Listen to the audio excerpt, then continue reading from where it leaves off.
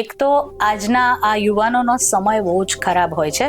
બહુ વિચિત્ર સમયે એ લોકો વિચિત્ર ખોરાક ખાતા હોય છે. જેમ મેં કીધું કે બહારનું ઘરે આ સ્વિગી ઝોમેટો આવ્યું, રોજ જ ઘરે કંઈક ને કંઈક બહારથી આવતું હોય છે. નાના બાળકોમાં બ્લડ પ્રેશરની સમસ્યા જોવા મળે છે. તેનું પણ કારણ ખોટી લાઈફસ્ટાઈલ તો હોય, થોડું જીનેટિક પ્રોબ્લેમ પણ હોઈ શકે. ખાસ કરીને ડાયાબિટીસના પેશન્ટો અને ઓબેસિટીના પેશન્ટો માટે તો રાઈટ ટાઈમ પર જમવાનું is more important then right food.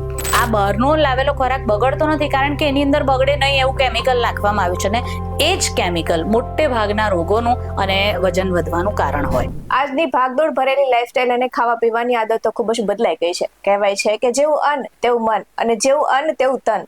તો આપણે જે ખાઈએ છીએ તેની સીધી અસર આપણા સ્વાસ્થ્ય પર પડે છે.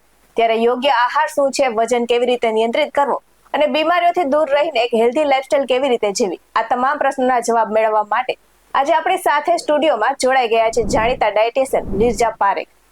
નમસ્તે. BS9TV ન્યૂઝ ચેનલમાં ડાયટિશિયન નિર્જા પારેખ આપનું સ્વાગત છે. Thank you. આ સાથે જ આપણે ડાયટિશિયન પાસેથી જાણીએ કે તેમના ફિલ્ડમાં તેમને કેટલા સમયથી જોડાયેલા છે અને કેવા કેસો પર દર્દીઓ સાથે સચોટ માર્ગદર્શન તેમને પૂરું પાડ્યું છે.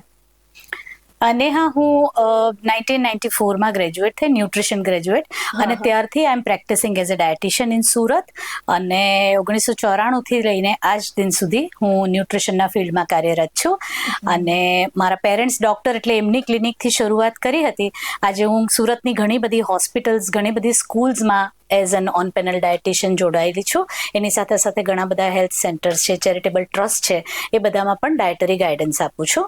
હું PTC કોલેજમાં એક બેસિક ન્યુટ્રિશનનો સબ્જેક્ટ હોય છે, તેમાં એઝ અ લેક્ચરર પણ જાઉં છું. સો આ મારો એક્સપિરિયન્સ છે. આપનો પરિચય આપવા બદલ આભાર. આ સાથે જ આપણે ડાયટિંગમાં ઘણા બધા રૂટીનમાં લોકો કરતા હોય છે, ત્યારે સોશિયલ મીડિયામાં અને બધે પણ વિડીયોઝ આવતા હોય છે.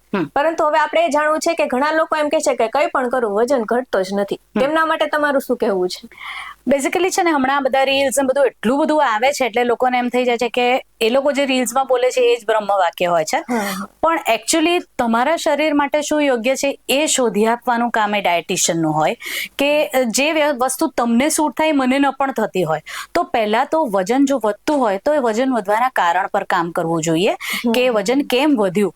અને વજનના કારણની ઉપર, વધવાના કારણની ઉપર કામ કરીએ તો આપણે એના સોલ્યુશન પર પણ કામ કરી શકીએ. એટલે વજન વધવાના મલ્ટિપલ રીઝન્સ હોઈ શકે, જેમાં એક તો તમે કુદરતની વિરુદ્ધ તમારું રૂટીન ફોલો કરતા હોય, ગમે ત્યારે ખાતા હોય, ગમે ત્યારે સૂતા હોય, જરૂરત કરતાં ઓછી ઊંઘ લેતા હોય, વધારે પડતો સ્ટ્રેસ લેતા હો તમે, અને બિલકુલ ફિઝિકલ એક્ટિવિટી ના હોય, તો આ બધા કારણ ભેગા થઈને તમારું વજન વધતું હોય શરીરનું. તો પહેલાં આપણે શું ખોટું થઈ રહ્યું છે એના પર કામ કરીએ, અને ત્યાર પછી શું સાચું હોઈ શકે તમારા માટે એ થઈ શકે. હવે રીલ્સમાં તમને એક સ્ટેન્ડર્ડ વસ્તુ કે એક જનરલાઇઝ વસ્તુ કે જે તમે બધાને લાગુ નહીં કરી શકો. આ કેવું છે, ડાયટ પ્લાન અને રૂટીન એ તમારા ફિંગરપ્રિન્ટ્સ જેવું છે. કોઈ પણ વ્યક્તિના સરખા ન હોય. મારા શરીર માટે જે યોગ્ય છે એ તમારા શરીર માટે યોગ્ય ન હોય. તો ઇન્ડિવિજ્યુઅલી પહેલા એ જાણવું જોઈએ કે તમારા શરીરનું વજન વધવાનું કારણ શું છે, અને ચોક્કસ એ કારણ જાણીને એના પર કામ કરીએ તો 100% રિઝલ્ટ મળી શકે. તમારા બધા રીઝન પછી એવું પણ સાંભળવા મળે છે કે આજકાલ યુવાનો, છોકરા હોય કે છોકરીઓ હોય, પણ છોકરીઓમાં PCOD ની સમસ્યા ખૂબ વધી ગઈ છે. તેનું કારણ અને તેના કોઈ ઉપાય? PCOD પોલિસિસ્ટિક ઓવેરિયન ડિસીઝ કહેવાય, અને ખાસ કરીને યંગ ગર્લ્સની અંદર આ સમસ્યા આજકાલ ખૂબ જ જોવા મળે છે. એનું કારણ ખોટી લાઈફસ્ટાઈલ અને ખોટા ખાનપાનની જે આદતો છે. રોજ બહાર ખાવાનું, રોજ ફ્રેન્ડ્સ જોડે બહાર કોફી પીવા જવાનું, જંક ફૂડ ખાવાનું, ગમે ત્યારે ખાવાનું. રાત્રે 12 વાગે વાંચતા એમ થાય છે કે મને ભૂખ લાગી છે, તો રાત્રે 12 વાગે તમે બ્રેડના નાસ્તા કરતા હો, મેંદાની વસ્તુઓ ખાતા હો, તળેલા નાસ્તા કરતા હો, ત્યારે તમારું બોડી છે એને પચવવાની કન્ડિશનમાં હોતું જ નથી. તો એ જે ન પચેલો ખોરાક છે એ તમારા શરીરમાં ક્યાંય ને ક્યાંય ફેટ બનીને જમા થાય છે, અને એ બધા પ્રોબ્લેમ્સ ઊભા કરે. એ સાથે પોલિસિસ્ટિક ઓવેરિયન ડિસીઝ છે તમારા ઇન્સ્યુલિન હોર્મોનની સાથે ઇન્ટરેક્ટ કરતું હોય.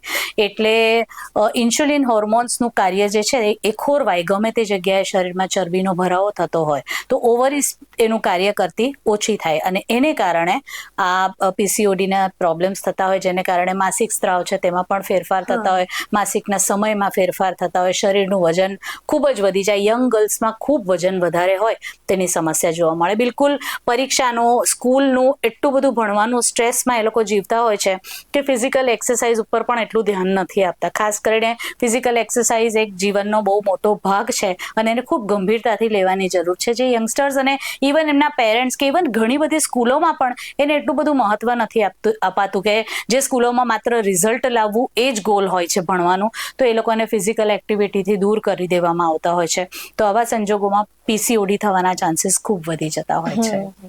સ્કૂલની વાત કરી છે તો એ પણ કેવું જાણવું છે કે નાના બાળકોમાં પણ આજકાલ વધારે વજન વધવાની સમસ્યા છે, તેમના માટે શું કરી શકાય? આ પણ સેમ જવાબ હોઈ શકે કે ખોટું લાઈફસ્ટાઈલ, ખાસ કરીને મા બાપની જ લાઈફસ્ટાઈલ એવી ખોટી હોય છે ને એ જ વસ્તુ એ લોકો બાળકોમાં ટ્રાન્સમિટ કરતા હોય છે. ખૂબ મોડા જમવું રાત્રે અને મોડે સુધી જાગવું, પાછું રાત્રે મોડે સુધી જાગે એટલે રાત્રે પાછી ભૂખ લાગે એટલે પાછું ખાવું. એટલે આ બધી વસ્તુઓ બાળકોમાં પણ ટ્રાન્સમિટ થતી હોય. સાથે બાળકોમાં મેટાબોલિક ડિસીઝ ખૂબ વધારે ઝડપથી વધી રહ્યો છે. મેટાબોલિક સિન્ડ્રોમ એટલે નાના બાળકોમાં ડાયાબિટીસ, નાના બાળકોમાં હાઇપર ટેન્શનની સમસ્યા અને ખાસ કરીને બેલી ફેટ, પેટના ભાગ પર જે બેલી ફેટ વધી જાય ત્યાર પછી આ વાઇસરલ ફેટ વધી જાય ત્યાર પછી આ મેટાબોલિક ડિસઓર્ડર્સ થવાના શરૂ થાય છે અને એને કારણે નાના બાળકો આજે ડાયાબિટીસના શિકાર થઈ રહ્યા છે.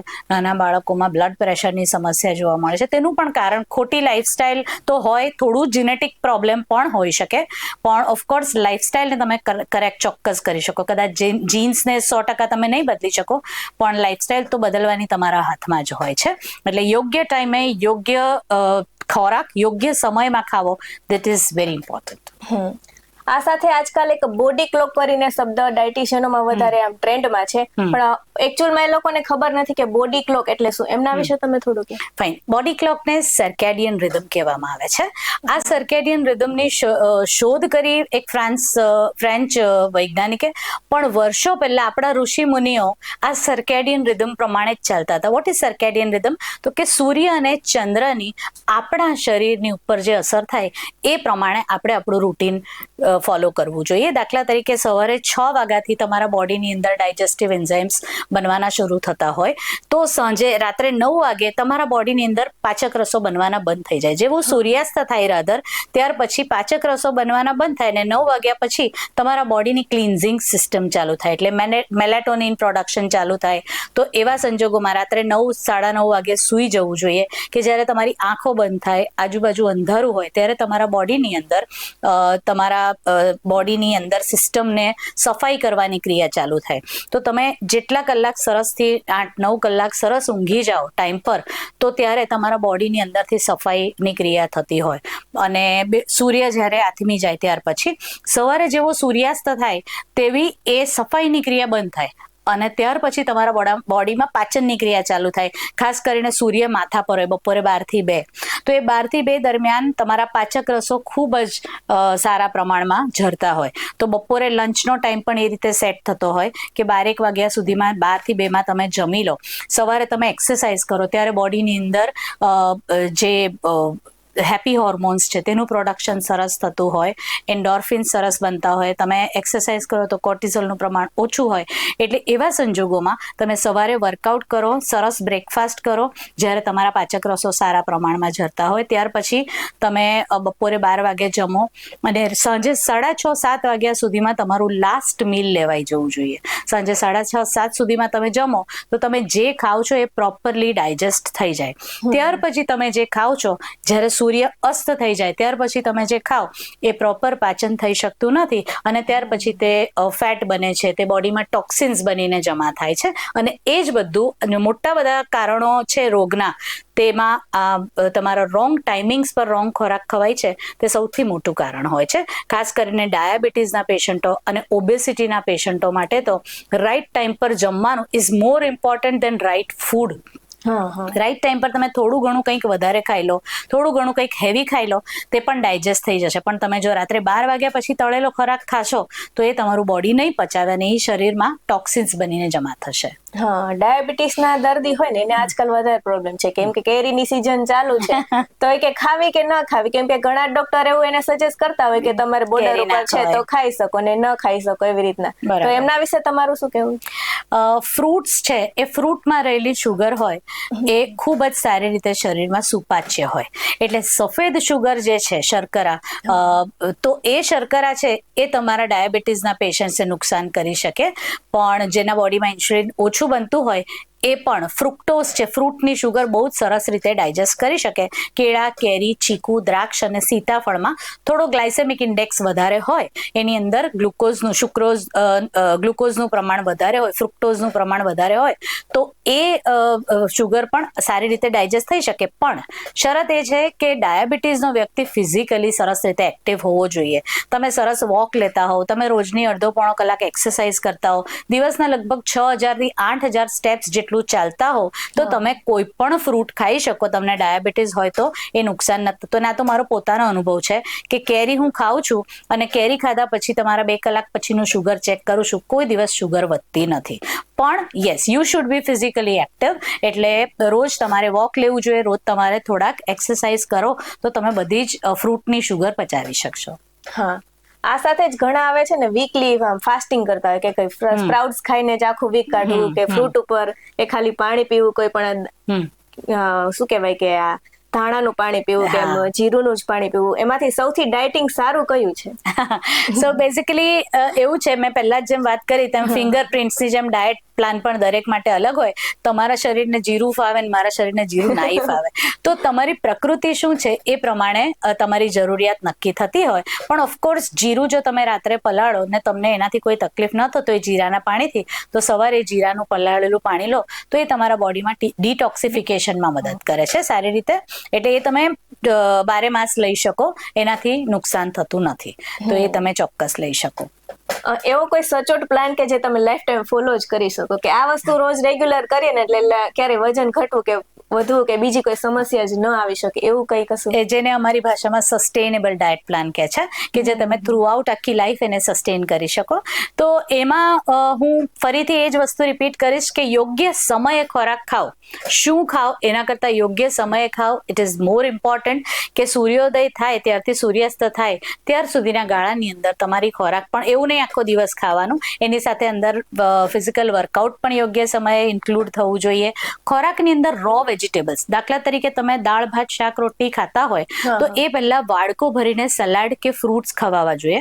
તમારું અડધું પેટ છે એ હેલ્ધી ફાઈબરથી ભરાય પછી જ તમે કુક્ડ ફૂડ લો. તેવી જ રીતે બપોરનું રાતનું બંનેના જમવામાં બંને બિગ મીલ્સ હોય છે, બંને બિગ મીલ્સમાં અડધું પેટ તમારું રો ફૂડથી ભરો.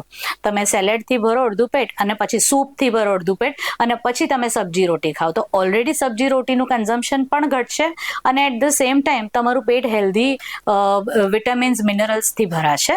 તો એ તમને ક્યારેય વજન વધવા નહીં દે અને સંતોષ તમને થઈ જશે. ફાઈબર જશે પહેલા પેટમાં, એટલે થોડો વખત રહીને તમને એમ થાય બસ હવે મારું પેટ ભરાઈ ગયું, અને લાંબો ટાઈમ તમારું પેટ ભરેલું રહેશે. દિવસમાં 3 મીલ લઈ શકો, બ્રેકફાસ્ટ, લંચ અને ડિનર. તો બ્રેકફાસ્ટમાં સવારે તમારું બોડીની ડાયજેસ્ટેબિલિટી પણ સારી હોય અને તેવું તમારે સવારે રિક્વાયરમેન્ટ પણ હોય. તમે જો સાંજે 7 વાગે જમી લેતા હોય તો સવારે 7 વાગ્યા સુધીમાં પેટ આખું ખાલી થઈ જાય. તો સવારે તમારા બોડીની અંદર રિક્વાયરમેન્ટ હોય તેવા ટાઈમે good breakfast is very important. પણ હા, આપણા અહીંયા તો ફાફડા ખવાય ને ગાંઠિયા ખવાય ને તળેલી વસ્તુ સવારમાં તમે પેટને લોડ કરો એના કરતાં start your breakfast with a fruit. હમણાં કેરીની સિઝન છે, સરસ મજાની કેરી ખાઈને પણ તમે બ્રેકફાસ્ટ કરી શકો. અને સાથે ગરમ નાસ્તો એવો હોવો જોઈએ કે જે તળેલો ના હોય. તો તમે પૌવા છે, ઉપમા છે, થેપલા છે, તમારી કાઠિયાવાડની ભાખરી ખૂબ સરસ, તો that's a very good breakfast. હા, હમણાં ઘઉં માટે એક કોન્ટ્રોવર્સી એવી થાય છે કે ઘઉંની અંદરનું જે ગ્લુટેન છે એ થોડું પચવામાં અઘરું હોય છે અને એનાથી મેડિકલ ઇશ્યુઝ ઘણા બધા થતા હોય છે. અને મારો પોતાનો પણ એવો અનુભવ રહ્યો છે પર્સનલ. તો ઇન દેટ કેસ આપણે ઘઉં અને ખાંડ 2 વસ્તુ બને એટલા ઓછા કરીએ અને એને બદલે મિલેટ્સ એડ કરીએ. જુવાર છે, બાજરી છે, રાગી છે, એનો ઉપયોગ વધારે કરીએ તો that proves more healthy for the body. એટલે આપણે એટલું ચોક્કસ કરી શકીએ. આ સાથે જ વેજીટેરિયન આપ તમે બધી વાત કરી ડાયટ, એમાંથી જ પ્રોટીન મળી રહે કે પછી આ જીમમાં જતા હોય એ યુવકોની યુવતીઓની જેમ આપણે પણ પ્રોટીન પાવડર લેવાની જરૂર પડે કે શું છે? Protein is very important. શરીર માટે ખૂબ જ જરૂરી એવું પોષક તત્વ છે. અને આપણા શરીરનું જે વજન છે એ જેટલા કિલો વજન હોય એના લગભગ 0.8 થી 1 ગ્રામ જેટલું વજન. મારું વજન દાખલા તરીકે 60 કિલો હોય તો મારે 60 ગ્રામ એટલે લગભગ 55 થી 60 ગ્રામ જેટલું પ્રોટીન એક દિવસના લેવું જોઈએ. પણ એટ ધ સેમ ટાઈમ એ પ્રોટીન તમારા બોડીમાં ડિપોઝિટ ના થાય, કે તમારા કિડનીઝ પર ઓવરલોડ ના થાય, એને માટે એને તમારે વર્કઆઉટ પણ કરવું જોઈએ. પણ આ પ્રોટીન વેજીટેરિયન્સને એમના ડાયટમાંથી નથી મળતું એવું બિલકુલ નથી. હા, એટલું ખાસ ધ્યાન રાખવું પડે કે you should observe what you are eating. તમે જે ખાઓ છો એ ખોરાકમાં પ્રોટીન છે કે નહીં એ તમારે ધ્યાન રાખીને ખાવું જોઈએ. તમે એકલા કાર્બોહાઈડ્રેટ્સ જ ખાયા કરો, રોટલી ભાખરી ભાત જ ખાયા કરો, અને તમે દાળ છે, કઠોળ છે, પનીર છે, દૂધ છે, દહીં છાશ લસ્સી એના ઉપર ધ્યાન ન આપો તો આપણને જરૂરિયાત જેટલું પ્રોટીન નથી મળતું. આપણું કાર્બોહાઈડ્રેટથી પેટ ભરાઈ જાય તો જરૂરિયાત જેટલું પ્રોટીન આપણે નથી લેતા. તો એને માટે મેં તમને કીધું કે જમવા પહેલા વાડકો ભરીને સલાડ ખાઓ, તો એ સલાડની અંદર તમે ફણગાવેલા કઠોળ નાખી શકો, તમે ચણાનું સલાડ બનાવો, તમે રાજમાનું સલાડ બનાવો, મગનું સલાડ બનાવો, તો એ સલાડ તમારા બોડીમાં હેલ્ધી પ્રોટીન આપશે જ. એ ઉપરાંત તમે દાળ ખાઓ છો, એ ઉપરાંત તમે છાશ પીઓ જમવામાં, લસ્સી પીઓ છો, તો એ બધાથી તમને પ્રોટીન મળે. અઠવાડિયામાં 2 થી 3 વાર ઘરે બનાવેલા પનીરનું શાક ખાઈ શકાય. અને તમારો જે ઘરનો જ ભાખરીનો લોટ છે એ તમે પાણીને બદલે દહીંથી કે દૂધથી બાંધી શકો, તો લોટમાં ભાખરીમાં સ્વીટનેસ પણ આવે, સોફ્ટનેસ પણ આવે અને પ્રોટીન પણ જશે. ભાખરીના લોટની અંદર થોડું બેસન નાખી શકાય, એટલે એમ તમે તમારું પ્રોટીન કન્ટેન્ટ વધારી શકો. તો આ રીતના નાના નાના ચેન્જીસ કરીને તમે તમારી પ્રોટીન ઇન્ટેક ચોક્કસ વધારી શકો. હા, તમે જીમમાં જાઓ છો અને તમે ખૂબ વધારે વર્કઆઉટ કરો છો, મસલ ગેઇન માટેની એક્સરસાઇઝ, વેઇટ ટ્રેનિંગ કરો છો, તો તમારી પ્રોટીન રિક્વાયરમેન્ટ વધારે હોઈ શકે. તો આવા સંજોગોમાં પ્રોટીન રિક્વાયરમેન્ટ પૂરી કરવા માટે તમે પ્રોટીનનો પાવડર ઘરે પણ બનાવી શકો. ડ્રાય ફ્રૂટ્સ છે, મખાણા છે, એ બધું મિક્સ કરી ને તમે એનો પાવડર બનાવીને એ દૂધમાં નાખીને એનું સ્મૂધી જેવું બનાવીને જીમ વર્કઆઉટ પછી પી શકો, તો તમારી પ્રોટીનની રિક્વાયરમેન્ટ પૂરી થઈ શકે. આ સાથે જો હવે તમારી પાસે કોઈ એવા પેશન્ટ આવ્યા હોય કે ભાઈ મારે ડાયટિંગ સ્ટાર્ટ કરવું છે કે વજન ઉતારવું છે, તેમના માટે કેવો કોઈ પ્લાન કોઈ પ્રોપર આપો, કે પછી એના વજન ઉપરથી કે એમના બોડી લેંગ્વેજ ઉપરથી કે કઈ રીતના આપી શકાય? સો હું જ્યારે ડાયટ પ્લાન કરું ત્યારે સૌથી પહેલા તો એનો BMI ચેક કરું, that is body mass index. એ વ્યક્તિને એની ઉંમરના પ્રમાણે, એની હાઇટના પ્રમાણે એનું વેઇટ કેટલું હોવું જોઈએ, એક આઈડિયલ વેઇટ નક્કી થાય, અને એ આઈડિયલ વેઇટનું આજના વેઇટ સાથે કમ્પેરિઝન થાય. મારા માટે મારું આઈડિયલ વેઇટ 55 કિલો છે, પણ મારું વેઇટ અત્યારે 60 કિલો છે, તો મારે 5 કિલો ઉતારવાનો એવો ટાર્ગેટ નક્કી કરવામાં આવે, અને એ ટાર્ગેટ પ્રમાણે પછી એનું રૂટીન કેવું છે તે સ્ટડી કરવામાં આવે. એ વ્યક્તિ સવારથી રાત સુધી શું કરે છે, ક્યારે ઉઠે છે, ક્યારે ખાય છે, ક્યારે વર્કઆઉટ કરે છે, કેવી રીતનું કામ કરે છે, ઓફિસ વર્ક છે કે ફિઝિકલ વર્ક, સાઇટ વર્ક છે, તે પ્રમાણે કેટલું સ્ટ્રેસફુલ વર્ક છે, એ પ્રમાણે એના સમયસરનો ડાયટ પ્લાન નક્કી થતો હોય. એ ક્યારે ઊંઘે છે, કેટલા કલાક ઊંઘે છે, કેવી ક્વોલિટી ઓફ સ્લીપ મળે છે, રાત્રે ઉઠી જાય છે વારે વારે, ઊંઘમાં સ્ટ્રેસ લે છે કે પછી ડિસ્ટર્બ સ્લીપ છે, તો એ બધાનું પણ ડાયટ પ્લાન પર સીધો અસર થતો હોય, ને એ પ્રમાણે એ વ્યક્તિનું ડાયટ પ્લાન બનતું હોય. આ ડાયટ પ્લાન આપેલો હોય છતાં ક્યારેક 2-5 મિનિટ આડાઅવળું થઈ જતું હોય, તો આજના યુવાનો કઈ ભૂલ કરે છે જેને લઈને એને વજન ગેઇન કરવાને બદલે વધી જાય છે? વજન ઉતારવાને બદલે વધી જાય છે. તો ઇન ધેટ કેસ છે ને, તે એક તો આજના આ યુવાનોનો સમય બહુ જ ખરાબ હોય છે. બહુ વિચિત્ર સમયે એ લોકો વિચિત્ર ખોરાક ખાતા હોય છે. જેમ મેં કીધું કે બહારનું, ઘરે આ સ્વિગી ઝોમેટો આવ્યું, રોજ જ ઘરે કંઈક ને કંઈક બહારથી આવતું હોય છે. ક્યાં સાંજનો નાસ્તો બહારથી આવતો હોય છે, ક્યાં ડિનર બહારથી આવતું હોય છે, ક્યાં ફ્રેન્ડ્સ મીટિંગના હિસાબે બહાર મળતા હોય, અને પછી ત્યાં બધી મેંદાની વસ્તુઓ ઘણી બધી આરોગતા હોય છે. તો આવા સંજોગોમાં ઘણીવાર તમે હેલ્ધી ફૂડ છે એમ માનીને ખાતા હો છો, એ વસ્તુઓમાં પણ ઘણી બધી કેલરી આવતી હોય. દાખલા તરીકે તમે આ લોકો એડવર્ટાઇઝમેન્ટ આપે છે કે મ્યુસલી હોય છે, કે આ કોર્નફ્લેક્સ હોય છે, બધી પ્રોસેસ્ડ વસ્તુઓ છે. તમને કુકીઝ, લો વેટ કુકીઝ, પેલી લો કેલરી લો શુગર કુકીઝ ને એવું બધું હોય છે. એ લોકોને એમ થાય કે અમે હેલ્ધી ફૂડ ખાઈએ છીએ, પણ એકચ્યુઅલી એ હેલ્ધી ફૂડ હોતું જ નથી. સો in short, in simple language, I would like to say કે જે ઘરે બનેલું છે એ હેલ્ધી. તમે બહાર જ્યારે બહારનો તૈયાર નાસ્તો, પેકેટનો નાસ્તો હોય, ઉપર ભલે લખ્યું હોય કે આ હેલ્ધી ફૂડ છે, પણ એ જ્યારે પ્રોસેસ થાય છે અને પેકેટમાં ભરાય છે ત્યારે એમાં પ્રેઝર્વેટિવ તો ઉમેરવામાં આવે છે, તો જ એ વસ્તુ તરત ના બગડે. આપણે ઘરે બનાવેલો ખોરાક કેવો બીજે દિવસે, ત્રીજે દિવસે બગડી જાય. તો આ બહારનો લાવેલો ખોરાક બગડતો નથી, કારણ કે એની અંદર બગડે નહીં એવું કેમિકલ નાખવામાં આવ્યું છે, ને એ જ કેમિકલ મોટે ભાગના રોગોનું અને વજન વધવાનું કારણ હોય. બને ત્યાં સુધી ઘરે બનેલો તાજો ખોરાક ખાવામાં આવે, તો યુઝ્યુઅલી તકલીફ નથી પડતી. આપણા પહેલાની જે પેઢી હતી એ બધા ઘરનું જ ખાતા. આ તો હમણાં આટલું બધું વધી ગયું છે કે બર્થડે હોય તો બહાર જ ખાવાનું, ઘરે કોઈ ના ખાય, કે પછી સેલિબ્રેશન છે કોઈ, કે પછી અઠવાડિયામાં એક વાર તો બહાર જવાનું છે, 2 વાર તો બહાર જવાનું, એવા બધા નિયમો હમણાં બન્યા. જ્યારે પહેલાની પેઢીઓ તો કેવું બહાર જવાનું વોઝ અ બિગ લક્ઝરી. એટલે માંડ કંઈક જતા હશે કે કોઈના લગ્ન વખતે બહાર જવાનું થતું હશે, બહારનું ખાવાનું તે જ. તો અત્યારે તમે જુઓ ઘરે ઘરે કેન્સર થઈ ગયા, ઘરે ઘરે ડાયાબિટીસ થઈ ગયા. તેનું કારણ કે ખોટી લાઈફસ્ટાઈલ અને બહારનો ખોરાક.